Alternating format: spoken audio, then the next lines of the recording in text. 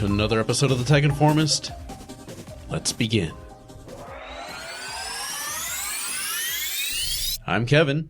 I'm Brad. And you are listening to the Tech Informist podcast. And first up, the things that we're going to talk about is Nintendo is on a roll. Oculus plans to appeal $500 million verdict in the recent ZeniMax case. Tesla gives the California power grid a battery boost. Instagram Stories is making Snapchat story disappear. Nextbit, acquired by Razer, will cease Robin sales immediately. First up, main discussion topic. As we mentioned, Nintendo is on one heck of a roll here lately. The Nintendo Switch Online service that we kind of talked about a few weeks ago, and we didn't really have a price. Now we have a better idea what the price might be. Yeah, so this is via Polygon, and they had just received information that it would cost somewhere around 2,000, 3,000 yen per year, which, if you do the conversions, it'll be around $17.63 to $26.44. Now, we all know most companies don't break it down cents by cents, so I'm expecting a $29.99 price tag. Which is awesome because that's half the price of what the normal retail price for PlayStation Plus and Xbox Live Gold. Yes, it is. I mean, $30 is one of those split decisions. It's like, I can do that. You know, for a year. For a year, and it's for a full year, and that's kind of the thing here that's kind of amazing. Now, Nintendo is new to this, so that price could increase over time. If they change their mind like we would like them to do, and that free game that they give you each month that they then take away at the end of the month, if they give it to you to keep, I'd be fine with them bumping the price up a little bit more. Yeah, I mean, I'm all for it. Again, things remain to be seen. They're definitely dipping that toe in, as it were. I think this is a really good place to start to undercut.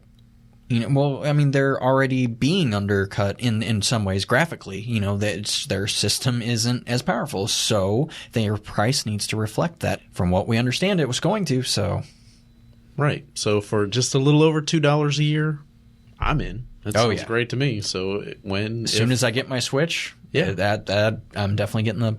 And again, it's not like this paid subscription is going to be up front. It's not until like fall of 2017 that it goes into effect. So right, you sort of have this grace period where you kind of get the requirements for free, probably because they're testing out the systems, and I'm sure there'll be plenty of hiccups at launch. There always is. Right. They want to test out the load, obviously, as more and more consoles and stuff start accessing the online requirements. Plus, it's not like there's a whole bunch of games, I think, that's going to be at launch, which we're going to talk about some of the launch lineup here a little bit more in a bit, that I think is really going to require the heavy multiplayer thing. It's not like Mario Kart 8 is going to be available at launch. Splatoon, I don't think that's a launch title. Splatoon 2, that is. The big popular multiplayer games, I don't think are really going to be available at that launch. So they can stand a ramp launch list readily available if you want to just run through that real quick. Well, sure, let's do that. So here's the confirmed launch list for day one as soon as the console comes out. 1-2 Switch, which is a retail launch. I'll mention if it's otherwise, actually, if it's not retail. Just Dance 2017. Get your groove on, no? Yeah. The Legend of Zelda Breath of the Wild. Skylanders Imaginators. Exactly. Super Bomberman R. I Am Setsuna. That's a digital release. The Binding of Isaac Afterbirth. That's a retail and digital launch. Little Inferno, digital. Human Resource Machine, digital. And last, World of Goo, also digital. So I think those last three that you mentioned are not like new games to gamers. We've heard of World of Goo for years. Just kind of, was real popular on PC, Android, iOS, and just connect the different little things. Of course you don't, Siri. See, Siri's like interrupting my show. Siri, go to bed. Anyway, again, For those of you who've listened to the show, just because I use a bunch of Apple devices, me and Siri, we just don't get along. So don't you be responding over there now. Anyway, World of Goo. It's nothing really new. Right. Japan launch titles, real quick, before you get into what you were going to say. Disgaea 5 Complete. I Am Setsuna. No Bunaga's Ambition, Sphere of Influence. Puyo Puyo Tetris S. Romance of the Three Kingdoms 13. Snipper Clips. And Dragon Quest Heroes 1 and 2. And there's going to be other things in this launch window between day 1 and the end of June. And that's where like most of the other games like the Mario Kart 8 Deluxe and Splatoon 2, Shovel Knight, Dragon Quest Heroes 1 and 2, and a bunch of other little games, including ARMS, which there's going to be that Super Bowl commercial, and I think you're going to see a lot of the games that we've been kind of referring to in the Super Bowl commercial, which is, again, this weekend. And I think it's really awesome that Nintendo's going to have a Super Bowl commercial, because we know it's expensive to have a 30-second commercial during the Super Bowl. Have they ever done a Super Bowl commercial? Not that I can recall, because typically they don't release their consoles in the spring, to my knowledge. Somebody out there, you can correct me, I'm completely fine with that. The only console that may have been spring, and I could be very wrong, was GameCube? I think you might be right.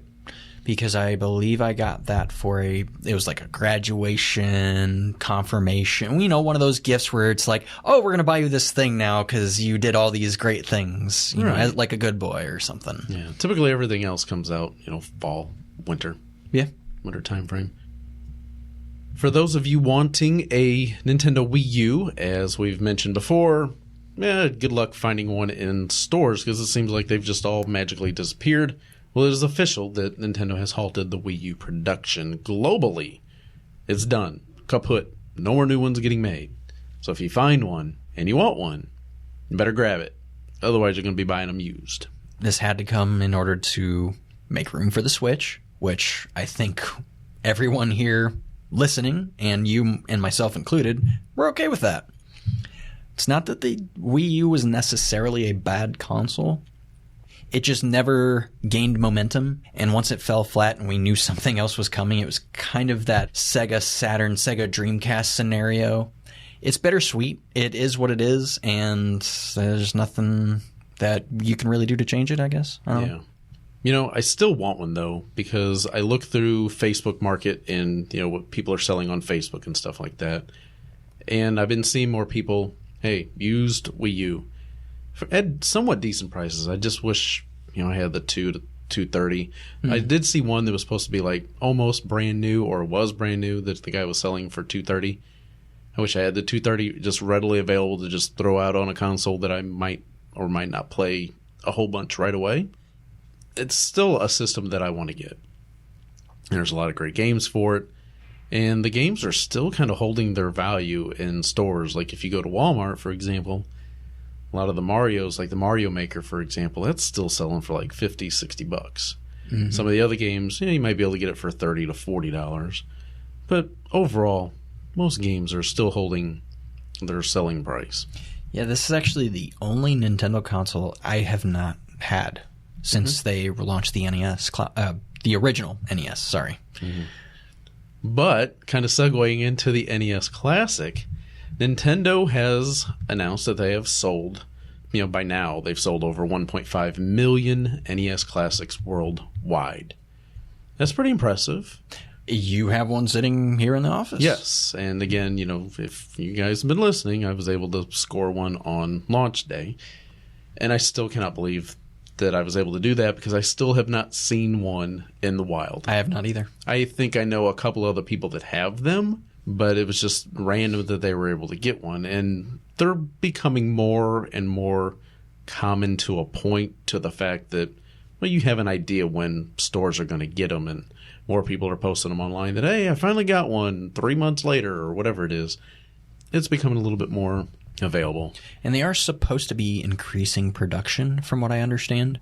I don't know, towards the, I would say, spring to end of school, I think they will become to a point where you'll actually see them on shelves. Yeah. So for those of you who are just playing the long game like myself, just kind of hang in there and wait to grab one. Where you can just walk into a store at, say, 4 o'clock in the afternoon. Yeah. And say, ooh, see one on the shelf, like, oh, impulse buy. Let's get that. Yep. As opposed to, I got to be there when the store opens because they're going to get a shipment today. Right. And get one of the 2, 3, 4, 5, however many the store gets for that day. Or swinging by random different stores on a rumor whim just to see if they even have any, which obviously they didn't. Otherwise, I'd be telling you about it. Right.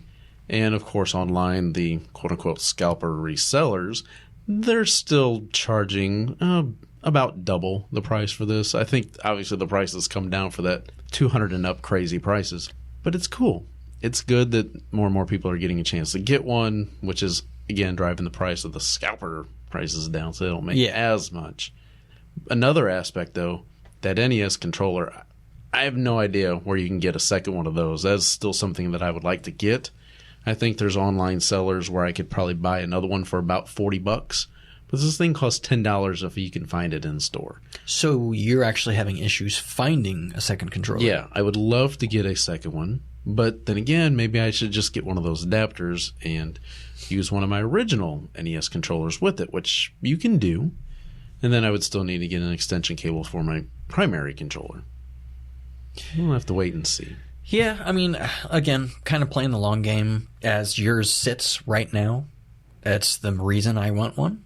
Actually, we could probably go right into it, how you essentially hacked into yours. Yeah, so we mentioned within the last few weeks, it's kind of like no big secret that it has been hacked, and first hackers were able to get it up to like double the game storage, so they were able to get like 60 games.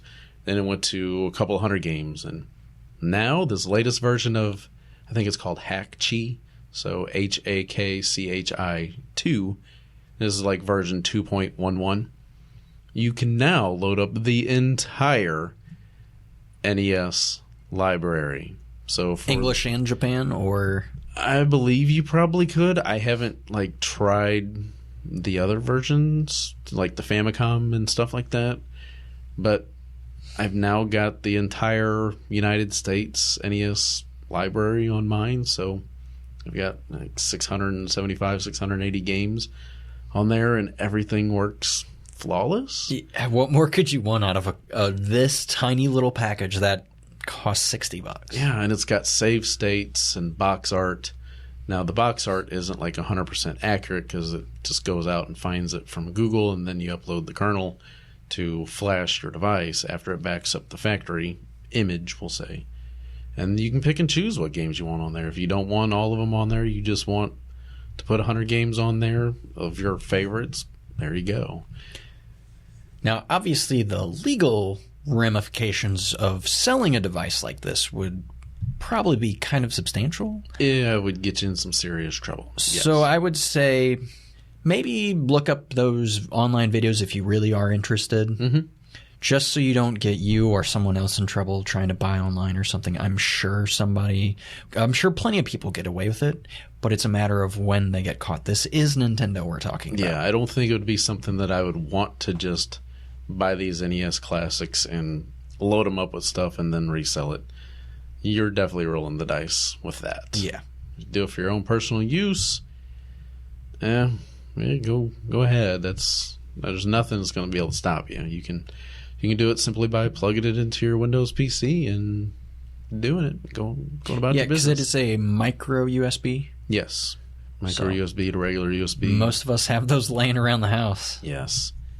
It took about 40 minutes to an hour from the time that I was watching the video, and then I was able to run through the process and booted it up, and there it was. I'm like, big old smile. I was like, oh my God, this is so amazing. And you got save states and all the little settings, and you can reset it from the controller instead of having to reach down and press the reset button on the console. And it just sounds like everything from this HackChi program makes it better and then some. Mm-hmm. Yeah, I mean, it's kind of nice just what hacker people can do when, I mean, it's not anything terrible what they're trying to do. It's not like they're trying to bring a government down or elections or anything like that. I mean, what they did is what most of us essentially wanted to begin with. For them to actually load up and be able to add on more games. I mean, if Nintendo would have gave us the opportunity to connect to the internet and to buy and download games straight to the console, like, I don't know, $1 a piece even. Yeah. And if it's a Mario game, okay, sure, maybe it's $5 because they don't want to devalue Mario, as we've seen in the mobile space, and that's fine. I understand that. But then you also have other games like Mike Tyson's Punch-Out that are just kind of lost to time. Right, because of licensing issues. Right. And Tecmo Bowl is another prime example. The Tecmo Bowl that is installed on the NES Classic by default does not have the NFL players' names on it. It just lists their numbers, and their skills are still the same. So Bo Jackson is still number 34 on the Los Angeles Raiders, because they weren't in Oakland at that time. And he still runs wild all over defenses and stuff like that. So it's nice with the regular version of Tecmo Bowl. It is Jackson. Oh my God, Jackson's 34 again, and all that stuff. So, but real quick, what Nintendo I think would have really caught a lot of praise for is if they would have been able to make that, like we said, where you could open up that little cartridge slot that you see. It looks just like the regular Nintendo. And with their expertise, I would say, with their little mini cartridges, here's another 30 game pack for $10, $15, $20, $10, whatever. Yeah. People would have bought that. Yeah. Here's another 30 games. Just plug it in or whatever and swap out your stuff, and all your little saves will be on this little cartridge. And you could do that until they release the entire library. They would have made a killing if they would have done that. It'd be interesting to see, number one, if a Super Nintendo of this magnitude happens, and if anything gets changed due to what people have been doing with the NES Classics. Yeah. We'll find out, because I'm pretty sure that they're going to be wanting to do a Super Nintendo Classic, because this thing's just too darn popular. Obviously, the demand is there, and that was even before it was hacked. I guarantee you most of our listeners will be buying one of these and a Switch this year. Next up, Oculus has vowed to appeal a $500 million verdict, with ZeniMax threatens an injunction. So there's been a legal battle between ZeniMax Media and Oculus VR, and the verdict has come down from the jury.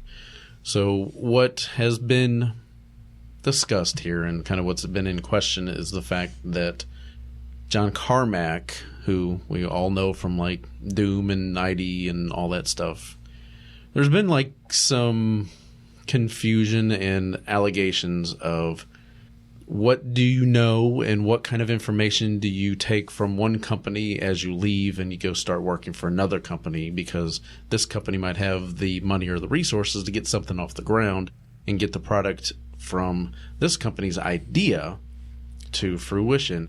So the kind of the big question here is between ZeniMax and Oculus. We've got Oculus co-founder Palmer Luckey, who has failed to comply with a non-disclosure agreement that he signed, and as did Oculus by extension. Oculus and its co-founders, Luckey and Irby, were found to owe ZeniMax $500 million as a result of this copyright infringement and quote-unquote false designation. I mean, it's up to the courts to determine what is true and what is false. Obviously, attorneys get involved and they coach you on how to lie with integrity to where it looks like you're telling the truth. That's kind of what defense and prosecuting attorneys and stuff like that try to coach you through. Yeah, but by no means are we legal advisors, mind you. No, don't be. I don't play one on TV, and I don't moonlight as an attorney or nothing like that. So it looks like there's going to be $500 million paid out to ZeniMax because ZeniMax was awarded this. The jury... Oh, go ahead. Here's the interesting part. Facebook is a publicly traded company. ZeniMax is a private company, rather. Right. So they will see every dime of that $500 million, whereas if it was reverse, Facebook would have to share that with their shareholders and yada, yada, yada. You know, public traded this and that and the other. while it's kind of terrible for Facebook, it could actually spur and create jobs and games within ZeniMax. Because, I mean, they own, the Doom franchise, they own Bethesda, and ID Software, and, all those games that a lot of us know and love here in, 2017, including Fallout and Doom. I don't know. It could be a good thing in some light. It just depends which way you look at it. Yeah, so the liability of defendants was established by uncontradicted evidence presented by ZeniMax, including the breakthrough in VR technology which occurred in March 2012 at ID Software through the research efforts of their former employee, John Carmack. And this work is work that ZeniMax owns, even though he was kind of doing some of the work. He still owned it. It's not like you can, here, let's go start our own company. I mean, one of the things, Mark Zuckerberg he testified in this thing. Obviously, they can handle the $500 million. Nobody wants to pay out $500 million. No, but they have the pocketbook for it. Yes. And, yes, they bought Oculus. But it's not like this is something where, it's going to ruin Oculus, because Facebook looks at VR and stuff like that as a very long-term, long-range, 10-year run. Yeah, it's a slow burn. Yeah. It has to be in order for this to take off this time. Yeah, we're definitely scratching the surface. Even as much has come out and as far along as things like the Oculus Rift, HTC Vive, HoloLens, all that stuff is out and available and people are enjoying it. Still, we haven't really even begun to get started with what we're going to be seeing. Tesla gives the California power grid a battery boost. Earlier this week, about 40 miles east of Los Angeles in a smaller community, I forget where exactly, they essentially took 396 refrigerator-sized Tesla batteries, hooked them all up together, and now they can power roughly about 15,000 homes over 4 hours. That's pretty amazing. I mean, think of the power outages here in St. Louis that we have occasionally due to storms and ice, primarily. Yeah. So you could imagine if you have a really high density in a small area, if you could create – and by the way, this was all built from start to finish in 90 days, whereas a power plant takes years. You can start to see where this might be the wave of the future.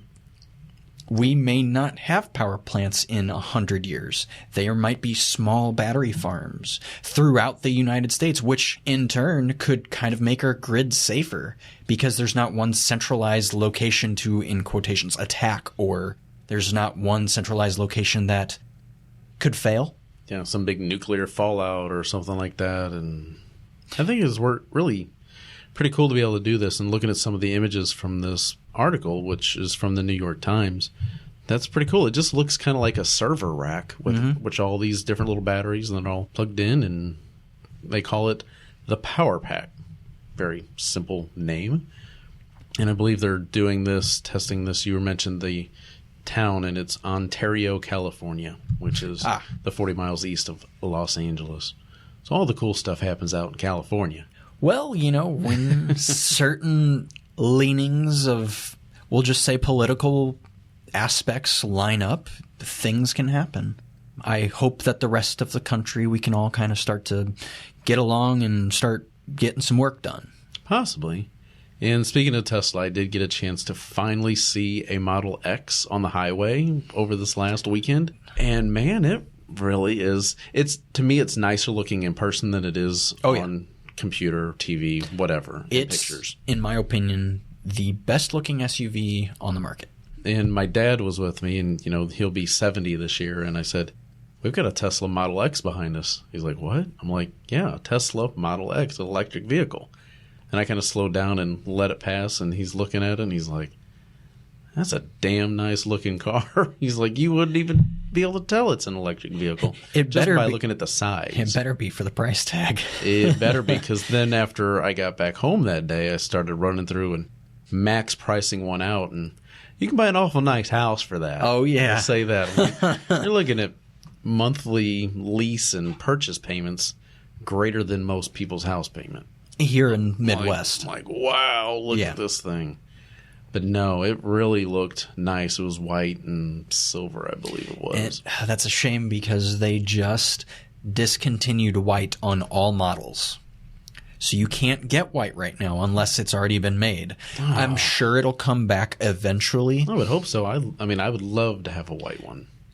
Most people say that they love the white color the most on the different models, and I think that's why they discontinued it for a little while, so that way people are kind of forced to choose other options instead of just everyone has white freaking Teslas. But I would be PO'd if for some reason, hey, I've got almost $150,000 sitting around. I want to get my first Tesla, and I would want to get a white one, and I want a new one, and I couldn't because we stopped making it for some time so we could sell off some of our other color models. I would imagine if you had let's say 150,000 or 150,000 laying around, that you could just get it repainted.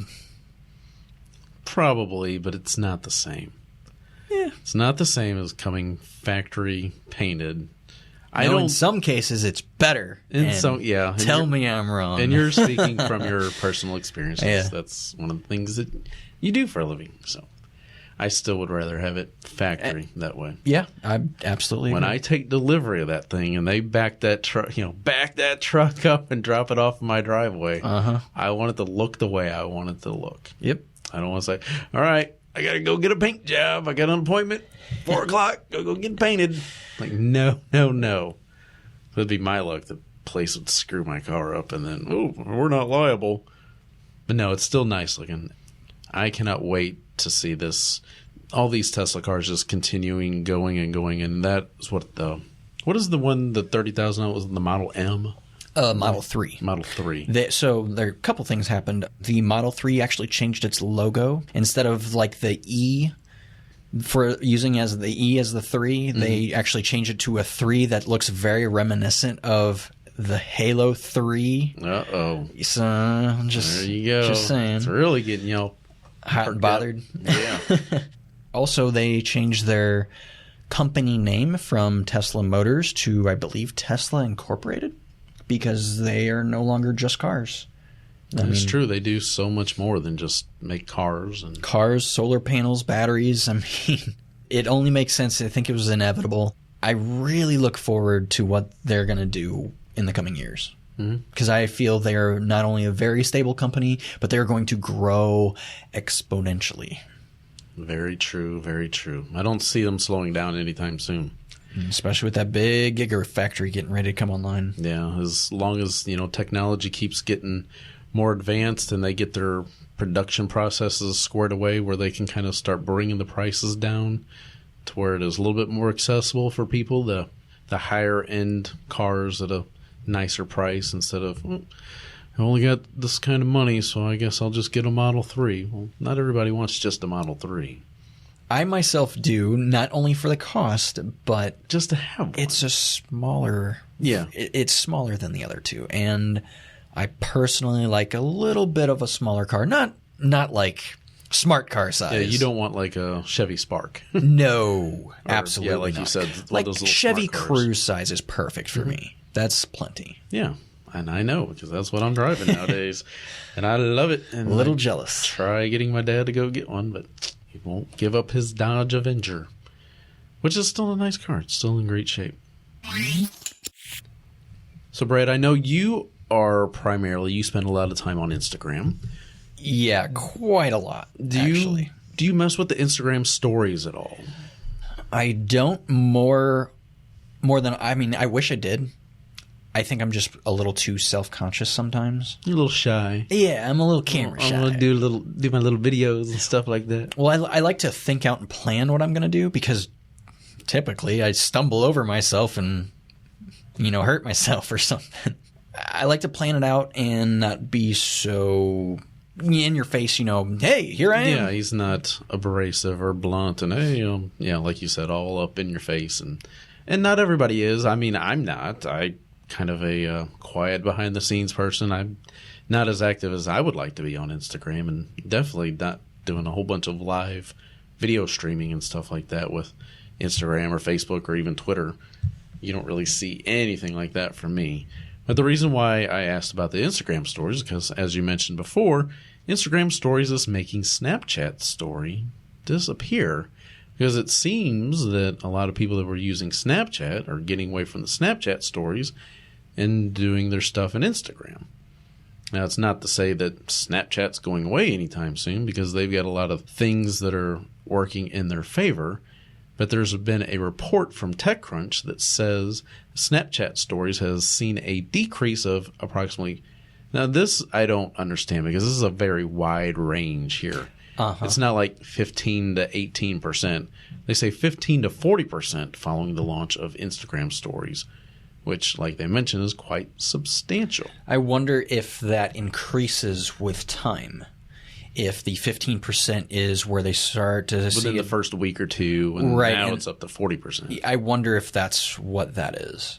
It could be. So an analytics platform called Del Mondo claims that the average unique viewers per Snapchat story have decreased by about 40% during the company's research that analyzed 21,500 Snapchat stories. You know, in some ways, a lot of people couldn't have seen this coming.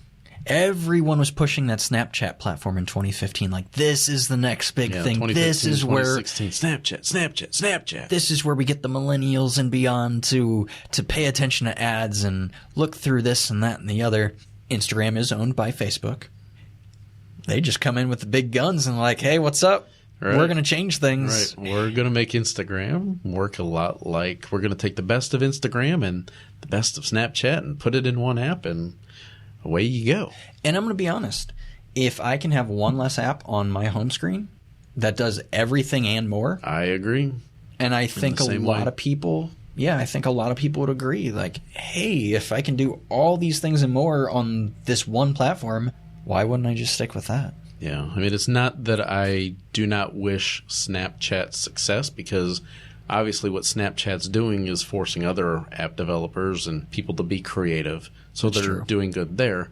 But it's not one of those things that I really care if they succeed or not, because and that boils back down to the whole sticking their nose up towards Windows Mobile. Yeah, and that's actually where most of mine stems from. It's not, 100% of why they failed. It didn't help. It definitely didn't help. If you would have thought, oh, wow, Snapchat's taking interest in this platform, maybe we need to get our guns rolling. They're like, hey, maybe, I used to like Windows Phone, so if Snapchat's there, maybe I'll go back to a Windows Phone. Can't say again, I'm, having a half smile with this story, but in any case, people's jobs are at stake, so I'll check my fanboyism at the door. It's not going to stop Snap Incorporated, which is like their official company name. They are filing for an approximately $25 billion initial public offering, IPO for those of you in the know, later this week, which we're recording this Thursday evening, so I guess it could go up Friday or it could go up the following week. And Facebook's even bringing a stories feature to its core platform in the coming months. Again, Facebook has Instagram, Facebook has Messenger, and they've also got WhatsApp. Facebook is like really involved in a whole lot of things. Jack of all trades and master of all trades, apparently. They're definitely taking care of business. We'll say that. Some of you may remember, probably about a year or so ago, that we talked about a company that started, I believe, via Kickstarter or Indiegogo. And it's the Next Bit Robin. And the Robin was kind of like a very light version of like Android. Mm-hmm. And they had the Next Bit Robin phone.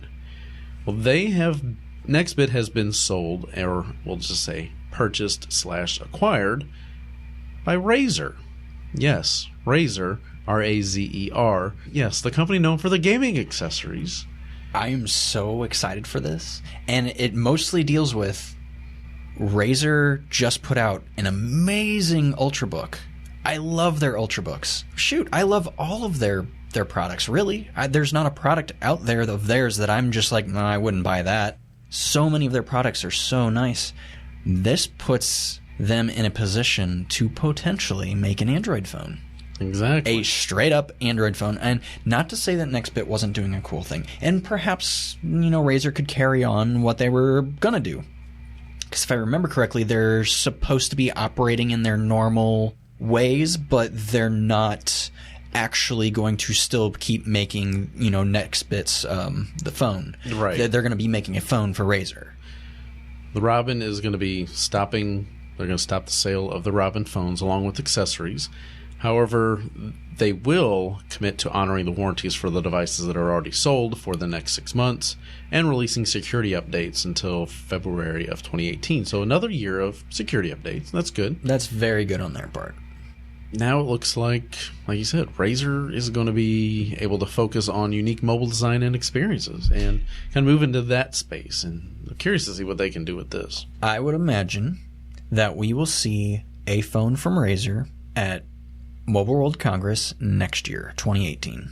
If not CES, because obviously they right, CES. Play a big part of CES, as mentioned this last year, with getting their prototype devices stolen. Right, and you can only think most people don't show off phones at CES because they want to wait till Mobile World Congress. That's the big show to do it. Imagine if a company does take the limelight, though, in CES. They can kind of showcase their phone and have no competition around for miles.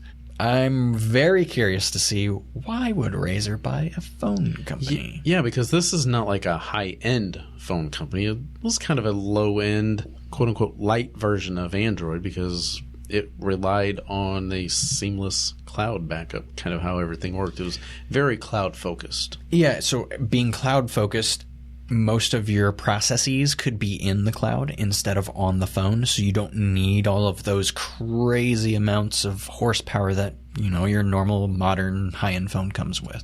Kind of hard to say which way they'll go, because Razer is a gaming platform, so I would imagine that they would actually lean more towards the higher end.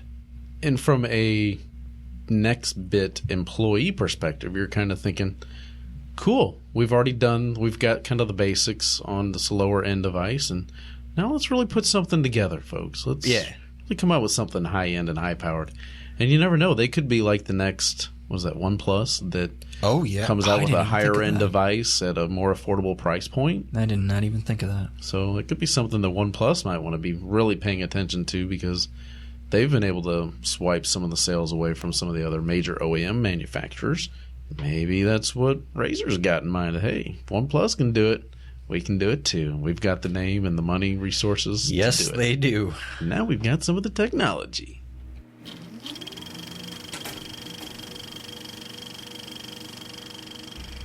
Time for app entertainment and hardware picks. Brad, kick this thing off with your Fallout 4 discussion. So most of you have gaming PCs. Maybe some of you've bought the new PlayStation 4 Pro. Some of you might even play Fallout 4. Turns out the company Bethesda is releasing a high-res texture pack that is coming to both PCs and the PS4 Pro very, very soon. I believe within the next week or so. And essentially, the PlayStation 4 Pro will run native 1440p resolution with better draw distances for trees, grass, objects, NPCs and the like. This sort of brings you up to par / maybe a little bit better than a normal PC texture-wise, but then PC also gets a nice little upgrade itself. Now, you'll have to have room for this. It's about 58 gigabytes of storage for this huge texture pack, which, more stuff, more space. The Windows recommended hardware, as it were, is a little more, I'd say, on the higher end of things. We're running Windows 7, 8, or 10 at 64-bit, obviously. Intel Core i7 5820K or better. And this is where it gets high-end. GTX 1080 with 8 gigabytes. That's a $600 card. Ooh. That's expensive, to say the least. And then you'll also need at least 8 gigabytes of RAM, which most of us run around, I would say, 12 to 16 at least. Yeah, I would say pretty much anybody that's like a quote-unquote real gamer with the PC is going to have at least 8. I mean, most people are going to have 16 plus. You're looking at the prices when you're building them. It's like, oh, it's $30 more to get double. Okay. Scorpio, you can only imagine this is definitely going to happen on Scorpio. This absolutely has to happen. Not because they're obligated to, but because it benefits them. I cannot freaking wait for this to play Fallout 4 in high-res 4K. Ho, ho, ho. Yeah. And kind of alluding to Project Scorpio, what we have learned, obviously we haven't learned a whole lot because, well, we still have to release a lot of information, and hopefully we get that information sooner than later. But I saw a tweet the other day from Major Nelson that said, sure been having an awful lot of meetings here lately with the subject line in the emails about Scorpio. Oh, God. All I can think is some kind of event right before E3 to just give us the meat on that just big old ham bone of information. Yeah. And I mean, I've seen my son play Fallout 4. I have not played it, and man, it looks amazing just as it is. I can only imagine what it would look like all souped up and decked out like this. Well, and the graphics right now, they're not terrible, but they're not what I would consider next-gen or high-fidelity graphics. Graphics aren't everything, but they don't hurt if you got the TV for it. Exactly. Next up, it's February, when with a new month means new games with gold for players to download for free on their Xbox One console and even Xbox 360. So for you Xbox One fans, you can get a game called Lovers in a Dangerous Space-Time that is available all month from... Yeah, that's actually all month for that one. And then Project Cars Digital Edition will be available for free download February 16th through March 15th. Mm-hmm. So they're the kind of, you have the that's the all month, and then the overlap, right. Then we announced the 360 games. And as you know, once they announce the 360 games, they're backwards compatible. For February 1st, Monkey Island 2 Special Edition will be free till the 15th. And then the one that both you and I are really excited about, Star Wars The Force Unleashed. Yes, Part 1, not Part 2. Will be free from the 16th to the 28th. Yes. Which kind of stinks because you're missing out on a couple of days because it's February. But, it's a juicy, juicy game. Yeah, I love throwing my lightsaber, pulling down Death Stars with your force power. Oh, I love it. Yeah, that was, in my opinion, to me, this was like the first Star Wars game where I really felt like a badass. Like, I could just do whatever I wanted, tear people up, force choke them, and force grab and throw them. And you can just take things and just, like, sling stuff off to the side. Oh, God. The only other game that I can think of that remotely comes close to this was Jedi Power Battles on the original PlayStation. Wow, that's a long time ago there. That was the first time that I realized, hey, this lightsaber thing is pretty cool. Yeah, this Jedi stuff's pretty powerful. I'm really looking forward to this. I used to have it on the PlayStation 3. Stupid me. Ended up selling it, trading it, whatever. And I've got The Force Unleashed 2 on PlayStation 3. And I always meant to get back and get Force Unleashed 1. But now I just get it on my Xbox One and just play it to my heart's content. If only it had like a multiplayer feature. But it's a great little single-player story. Maybe not so much for the story, but just to be able to do some of the things. Well, right, because none of it's canon anymore. However, it still makes for a great what-if scenario kind of game. Mm-hmm. So if you have yet to play this and you are a fan of Star Wars, I'd be surprised if you haven't played it. This is definitely one you want to get because you will have a blast. I'm also looking forward to that Project Cars. I think it looks beautiful from what I remember. I don't remember why, but something happened gamer-wise. A lot of people just overlooked it.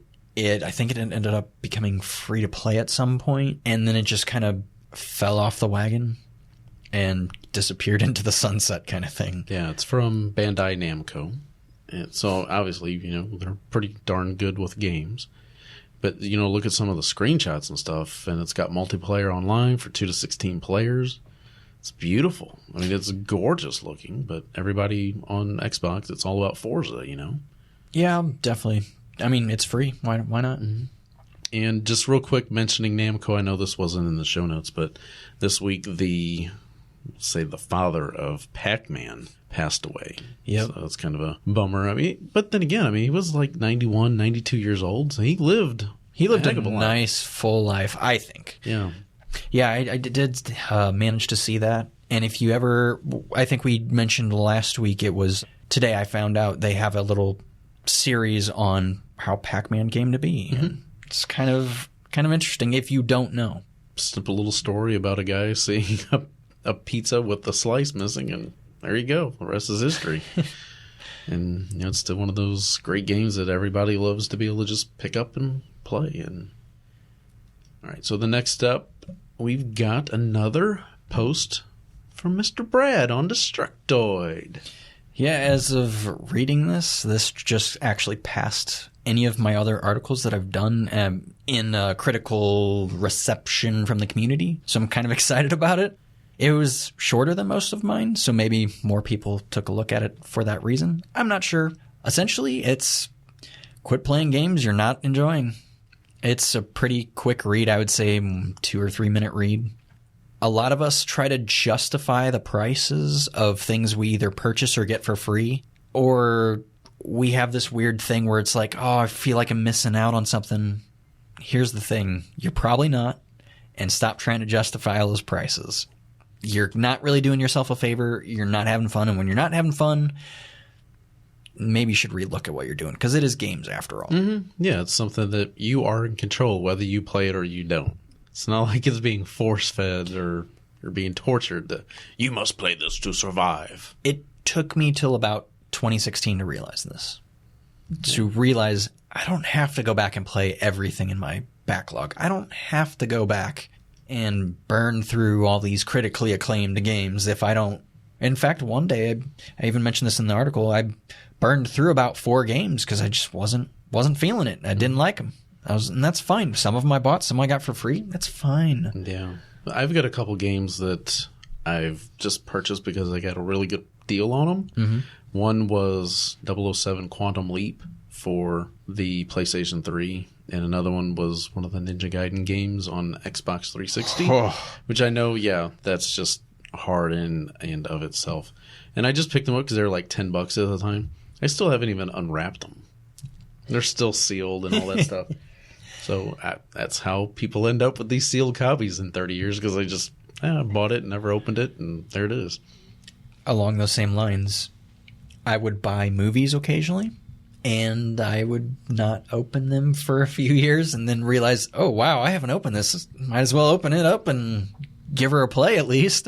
I'm continually writing, kind of keeping that skill fresh. Lastly, I finally received my statue from IGN. Yeah. So way back in the early days of October of last year. Right. I believe it was episode 267. Something like that. I'll have it in the show notes in case you're curious again. I'll even have it queued up time-wise if you're curious. Every week they have a show called Unlocked, which is a very Xbox-focused podcast, which is right up my alley. They have a trivia kind of competition between all the members at IGN in this specific podcast, not every single member. The listeners will write in a question and they give you stuff that they have, whether it be free games, usually free games, or more free games, and in some cases, statues from games. And I had just so happened to write in right after Gears launched. And it was right as Microsoft sent them, I believe it was Microsoft, sent them a few statues to give away on the show. One of those statues was a Gears of War 4 statue that I skipped out on because I didn't have the funds to get the console and the statue. And the Elite controller. And the Elite controller. Yeah, I always spend too much on that game. Mm-hmm. But I love Gears of War. So, obviously, I finally got it. Ryan was good on his word. I had to remind him a few times, which is completely fine, because maybe one day he'll remember my name if I go to apply. Yeah. And he seemed to be very appreciative of you reaching out. I was like, oh, yeah, man, I'm completely sorry. Thank you so much for reminding me. Well, and to be fair, this was over all the holiday breaks and during a time when he thought his pet was dying. So as soon as I heard about that, I'm like, okay, I'm going to hold off for like a month and figure this out first. And pull the throttle back. Once I learned everything was great with Maggie the boxer, if you know who I'm talking about, and he got all the surgeries done with her, then I contacted him like, hey, I'm glad she's doing better. I'm glad everything's going good. I feel weird asking again because it's not really something that I need. It's free. I didn't really do anything special other than write in as a fan. He was very, very kind and receptive of, I guess, in quotations, their mistake. Well, I think it helped the fact that you were coming at it from a very compassionate perspective. You weren't saying, dude, where's my figure? Dude, seriously, what the heck is going on? You weren't being a jerk about it. Right. I mean, and I could have survived without the statue the rest of my life, really. Right. But I know Ryan, and ish. Yeah, I was going to say. I know his personality, rather. And I know that he would never want to screw somebody over and intentionally. Right. I'm not going to send this thing out to him. Yeah, and it really was a case of the time of year / things got moved around at the office at IGN, so they lost track of it, so then they had to find it, and the person that knew where it was out of the country, and it was a whole bunch of different. It's a cool story to have for one statue. Yeah, and if it would have been a statue of anything else probably, and you would have won, you probably would have been like, yeah, I don't really care. I'm not going to really make a big deal and kind of pursue it. Well, and he'd even offered me a free game, which was, I think, Rainbow Six Siege or whatever, which I'm not a big fan of. But again, if you were, like you were saying, had it have been like, Forza Horizon 3, I might have taken that. Yeah, you might have taken it. And had that statue have been anything else, I might have just taken the Siege. But, again, good things come to those who wait. And patience pays off sometimes. And they did show up on my doorstep finally. Yeah, after you missed it because UPS came and you weren't home and you had to wait a different day. I will say it is an amazing thing getting mail from one of your favorite sites on the internet. Yeah. And in that, I mean IGN. So that it's really cool. Yeah. Again, put it in the show notes if you're curious. Yeah, it's neat stuff. Darrell Prichard, who is a big-time friend of the Tech Informist podcast. Indeed. He sent us an email, which I didn't forward on to you because I'm a selfish bastard. So I kept it for myself. And this email was about a show that's on the History Channel, and it's still very new, and it's called 6. So it's about Navy SEALs and, SEAL Team 6. And it stars Walton Goggins as one of the main characters, and you may know Goggins from Sons of Anarchy, and you might also know him from Justified. Fantastic actor. I'm really looking forward to seeing the show. It's available on the History Channel, with new episodes airing on Wednesdays at 10 Eastern, 9 Central. So thank you for the suggestion, Darrell. I look forward to checking this show out because I think it'd be really good. Looks like it's on episode 3, and you might even be able to watch them for free on the History Channel website. So just go to history.com/shows/6, and that's the word 6, not the number, and you will be able to access all that stuff. Where can some of our other listeners send us app and entertainment picks as we run out currently? Well, I just happen to know an email address that you can do that, and that's contact@thetechinformist.com.